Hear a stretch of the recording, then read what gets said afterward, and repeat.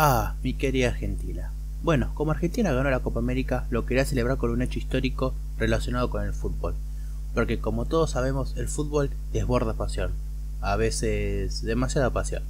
Así que hoy les vengo a contar cómo dos países entraron en guerra por un partido de fútbol. Pero para ser justos, hay muchas otras cosas que pasaron por el medio para que la situación llegara a ese nivel, donde se daría una de las guerras más raras en toda Latinoamérica. Esta guerra tendría el nombre de la Guerra del Fútbol, entre El Salvador y Honduras, pero también será conocida como la Guerra de las 100 horas. Se le dio el nombre de la Guerra del Fútbol por el importante partido para la clasificación del Mundial de México en el año 1970, pero este conflicto no se desarrollaría por un partido de fútbol, ya que había antecedentes de problemas sociopolíticos entre Honduras y El Salvador desde hace mucho.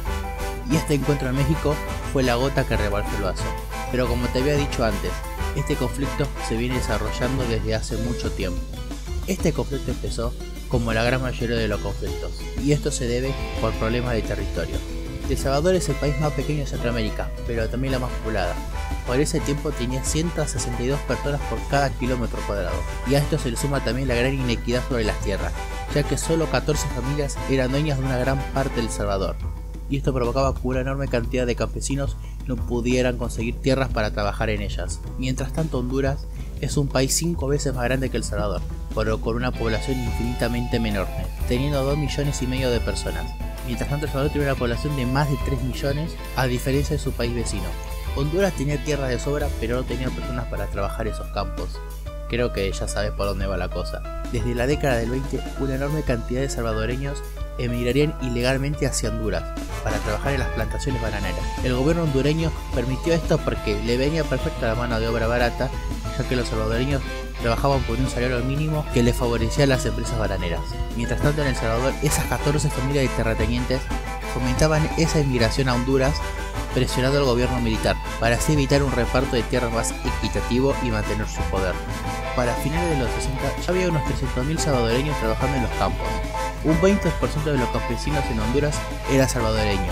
Como era de esperar, esto trajo resentimiento por parte de los campesinos hondureños, ya que tenían que trabajar por un sueldo mucho menor para poder competir contra la mano de obra salvadoreña. Esto trajo enormes marchas que obligó al dictador Osvaldo López Arellano la creación de una reforma agraria que entraría en vigencia en el año 1977.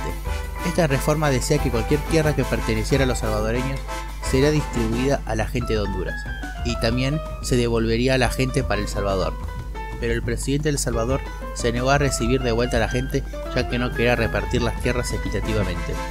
Para esas alturas, las tensiones estaban altas tanto para los gobiernos como para las personas, y todo explotaría en ese partido. El primer partido entre los países sería en Tegucigalpa, la capital de Honduras. Como te estarás imaginando, el equipo salvadoreño no serían muy bien recibidos por los locales. El partido finalizaría con Honduras ganando 1-0. Tras la derrota del equipo salvadoreño, una joven llamada Emilia Bolaños se quitaría la vida por la derrota de su equipo. Obviamente, el gobierno y los medios de noticias utilizarían su muerte como propaganda para crear más rivalidad contra Honduras. Fue tanto revuelo que el funeral de la chica fue transmitido en televisión y contó con la presencia de varios políticos importantes. Ahora la revancha se realizaría en el San Salvador. Se podía percibir la tensión en el aire entre los dos países, ya que momentos antes habían prendido fuego a la bandera de Honduras y la habían cambiado por un trapo sucio. El partido terminaría con la victoria de El Salvador 3-0.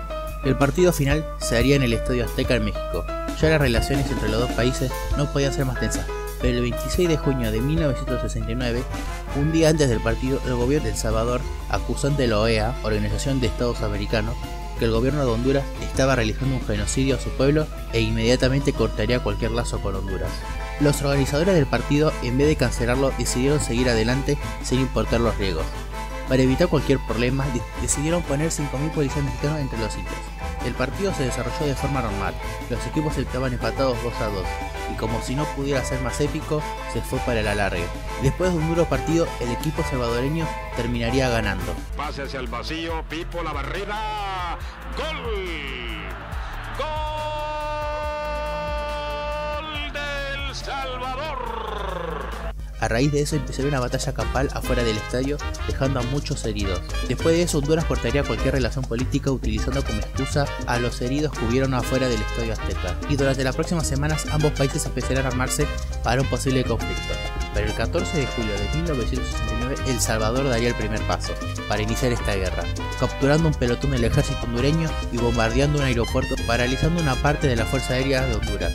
Después de 4 días de pelea, la OEA, viendo que esto se podría salir de control, exigió un cese al fuego de inmediato. Al principio El Salvador se negó a retirar su ejército, pero el 18 de julio decidió aceptar, pero solo si Honduras prometía proteger los derechos de los ciudadanos salvadoreños, y el 2 de agosto se retirarían las fuerzas salvadoreñas, poniendo un fin a la guerra de las 100 horas, dejando un saldo de 6.000 muertos y 15.000 heridos. Un tiempo después, en 1980, los dos países firmarían un tratado de paz en Lima, donde se disputaba un pedazo de tierra de 420 kilómetros cuadrados, siendo Honduras el que se llevaría una mayor parte, poniendo así fin a la famosa guerra del fútbol. Bueno, hasta acá el final del video. Les agradezco que lo hayan visto. Dejen un comentario a ver qué opinan ustedes. Adiós.